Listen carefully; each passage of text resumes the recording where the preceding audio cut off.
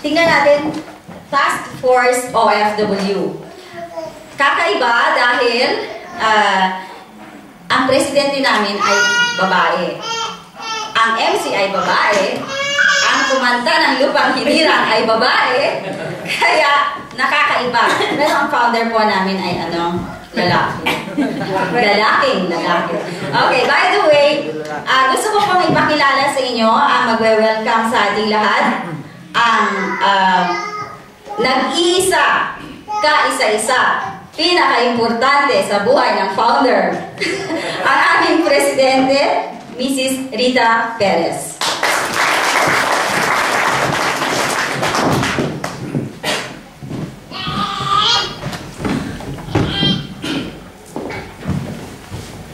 Magandang hapon po sa maligayang pagdating po sa inyong lahat. Vice Consul Attorney Jari Oseas, Margrid Malang.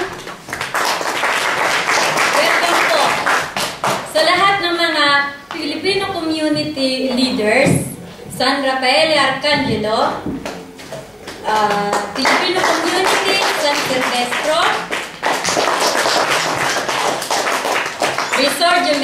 Risorgimento, Taugama,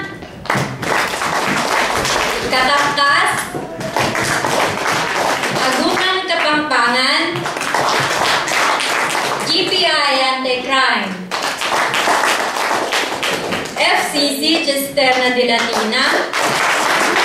Maligayang happy po sa inyong lahat. Sa mga sponsors at supporters natin, RCBC, GPI,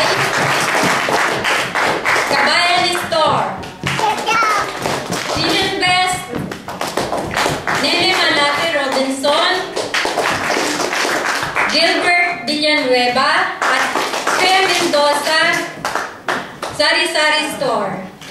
Maligayang pagdating at pakikisa to all members and allies of the Task Force OFW. Sa ating lahat, isang maalab na pagsalubong sa ating pagdiriwang.